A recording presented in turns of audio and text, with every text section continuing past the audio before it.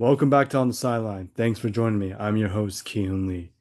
In this week's episode, we recap all the games from divisional round weekend, discuss why I feel indifferent about the Bills firing Sean Mcdermott, discuss why I'm absolutely 1000% heartbroken that the Dolphins hired Jeff Hafley, and more. Before we get started, make sure to subscribe button, turn the post notification bell, like this video, and comment down below if you think Sean McDermott should have been fired.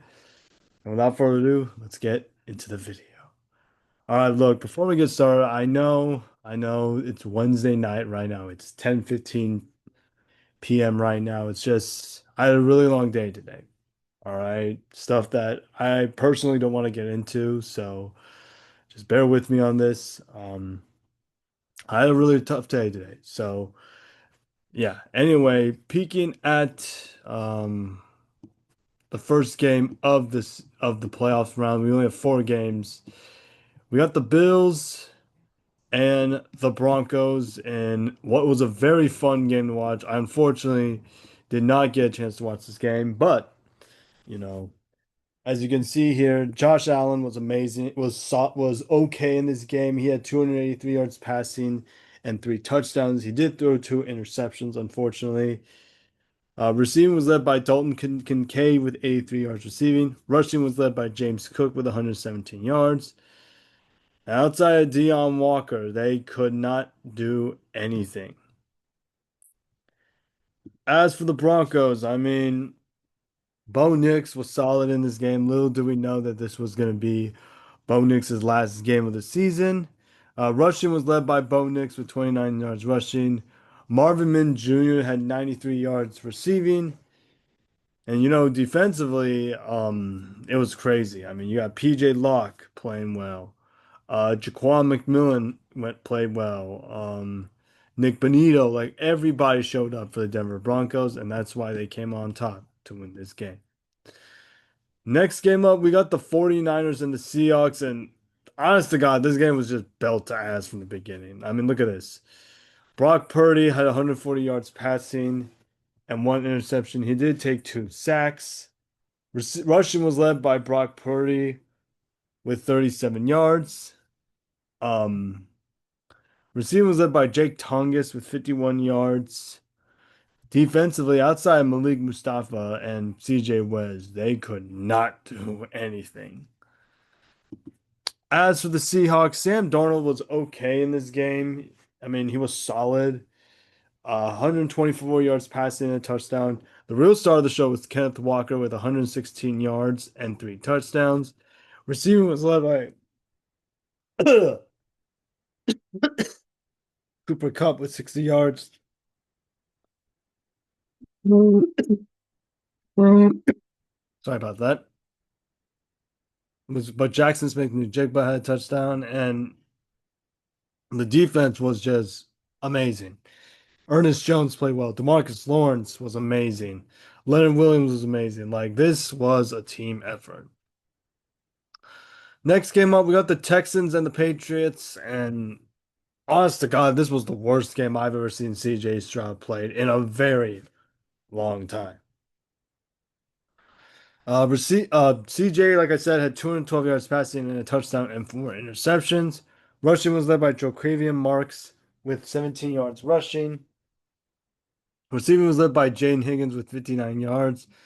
And outside of like Daniil Hunter and Will Anderson and Alzeel Shayer and company, they couldn't do anything about it. As for the Patriots, Drake May was decent in this game. He had three touchdowns and interception. He did take five sacks in this game. Rushing was led by Ramondre Stevenson with 70 yards rushing. Receiving was led by Kayshon Boutte with 75 yards. And defensively, they didn't do much, but they got the job done for the New England Patriots. And finally, the nightcap. The Rams and the Bears. This game actually was really fun to watch. I got a chance to watch this game. It was electric. You know, Matthew Stafford did not play well in this game. He had 258 yards passing. Rushing was led by Kyron Williams with 87 yards rushing and two touchdowns. Receiving was led by Puka Nacua with 56 yards receiving. And defensively, outside of Cameron Curl and Kobe Durant, they didn't do much, but they stepped up. As for the Bears, Caleb was, I have to say, fantastic in this game. I mean, 257 yards passing and two touchdowns. He did throw three interceptions. Rushing was led by DeAndre Swift with 76 yards. Receiving was led by Coastal Loveland with 56 yards. And, outside of, Jaquan Brisker and company, they couldn't do much. So, yeah, those are my thoughts on Wild Card Weekend, divisional round prediction. So, what are you guys' thoughts? What game surprised you the most? Without further ado, let's move on to our next topic. So let's talk about the Bills, because obviously everybody is talking about the Bills firing Sean McDermott. And like I said in my intro, I'm kind of indifferent about this because, I didn't necessarily think he deserved to be fired. I'm not like the biggest Bills fans, as I've said on the show. Um, but at the same time, I kind of knew something was going to happen because this was the Bills' year. All right, with no Chiefs, no Ravens, no Bengals in this game, everyone knew that the AFC was going to go through Buffalo, and unfortunately, that did not happen. And it just I don't know because the Bills right now have probably the most confusing offseason to figure out, which is going to be for another video, but. I feel like I just don't know where this team is going to be headed, to be honest with you. Like I heard on a podcast, in fact, I'm actually going to play you the clip of one of my favorite players, Greg Olson. He was on the New Heights podcast. If I could find it, he was on the New Heights podcast, and he said this that kind of interests me. I want you guys to take a listen.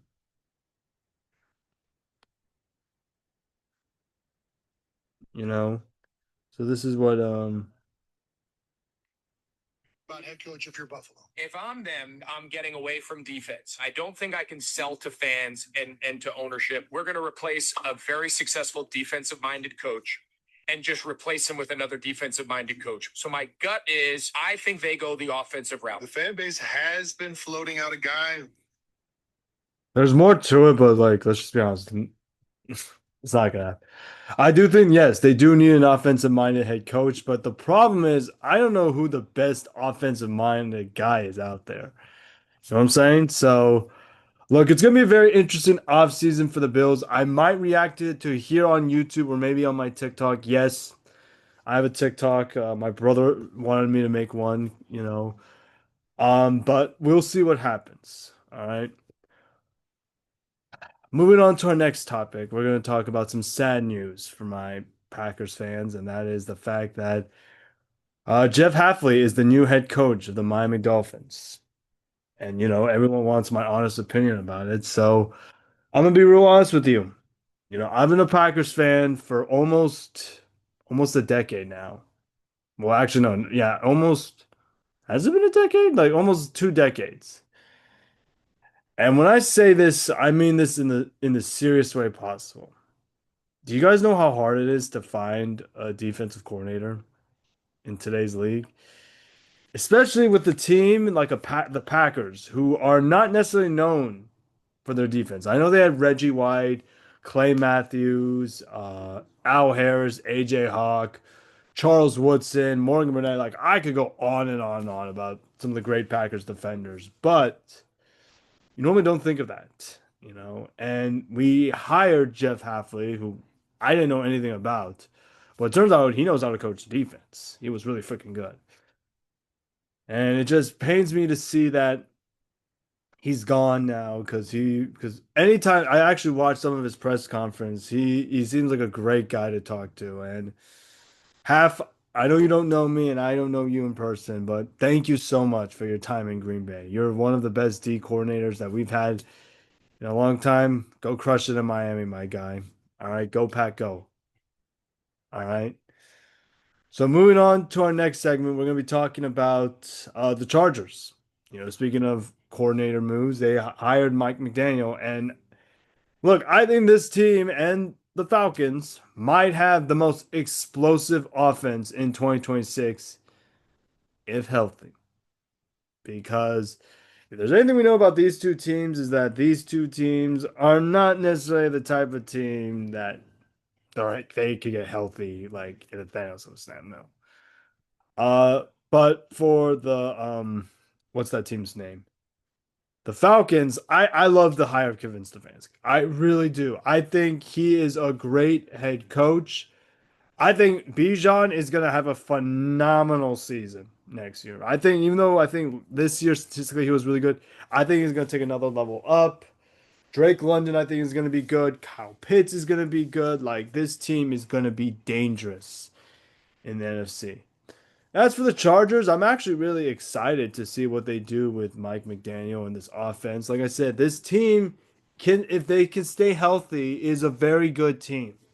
Unfortunately, injuries just decimated this team to the maximum level. So, yeah, those are my 2 cents on the what's his face? On the Dolphins and the Chargers and the Falcons hiring it. And yeah, I'm actually really excited to see what they can do. This team, like both of these teams, in my opinion, are both gonna play really well. Now, obviously, there is the comments on Baker Mayfield saying some stuff like that. Look, I'm not gonna get into too much detail about it because it's kind of weird, but I do think Baker kind of needs to grow up a little bit in a way. I know that sounds kind of crazy, but like I'm gonna be honest with you, like Baker, you weren't that good when you were under Kevin Stefanski. You only had like one good statistical season in Kevin Stefanski's system, and that was your sophomore season. All right, look, I understand that you were upset that they traded you away and stuff like that, but at the same time, I do think the Falcons and the Bucks. I think those two teams are going to be those two teams are going to be very interesting to watch heading into this offseason. So yeah. All right, so I'm going to briefly talk about, the New York Giants and they hired John Harbaugh. I believe I touched based on this last episode if I'm not mistaken, but I'm going to just keep this brief. I think he's a great hire. I think he's a phenomenal hire. I think he's going to make that Giants team very interesting because, obviously the NFC East it's probably one of those divisions that you just don't know what's going to happen. You got the Commanders who hired a new offensive coordinator. The Cowboys need a defensive coordinator. The Eagles need an offensive coordinator. So this division, low key, lowest of keys, might be interesting. So yeah. Um, let's see if I have anything else to talk about, because, we're kind of dead in the off season. Um, yeah, there's nothing I could talk about right now. Other than let's get into our conference championship picks for this week. All right, championship picks for this week. So we're gonna start in the AFC, of course. Patriots and the Broncos. This game hurts me because I'm a Bo Nix guy, and to not see him out there, heart makes my heart break. Like unfortunately, as crazy as this sounds, I'm gonna take the Broncos to win this game. I don't trust that Patriots offensive line. I don't. All right. Because and I was gonna make a TikTok about this. Their offensive line is dreadful. I'm not saying it's bad as the Bengals, the Chargers, or the Texans offensive line in terms of being ass, but it's not that very good. I do think the Patriots are gonna put up a fight in this game just because, they have been playing really well this season. But give me the Broncos to win this game and probably a snooze fest right here, 24-21. And then of course we got the Rams and the Seahawks. This is one of those games that you just mark on your calendar with a big fat circle, with a big fat marker. All right, look, the Seahawks, they've been amazing this year. They're literally like top 10 in almost every defensive category in the league. But I am going to take the Rams to win this game. I just think the Rams right now have the best offense out of these remaining teams. And I think Matthew Stafford is going to play a lot better than he has. I think we're going to see why he was considered the front runner to win MVP. This might be a shootout right here, but give me this in a very high scoring game, 31-30 Rams. And that is my conference championship predictions.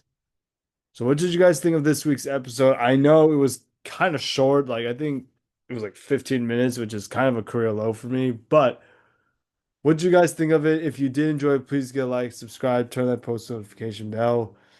I'm not sure if I'm gonna drop my reactions to conference championship weekend just because I'm gonna be super busy these next couple of weeks, but we'll see what happens. But in the meantime, I hope you have a fantastic evening. Stay safe, stay warm out there because it's getting pretty cold out here if you live on the West Coast. And I'll see you guys next time. I'm out. Peace.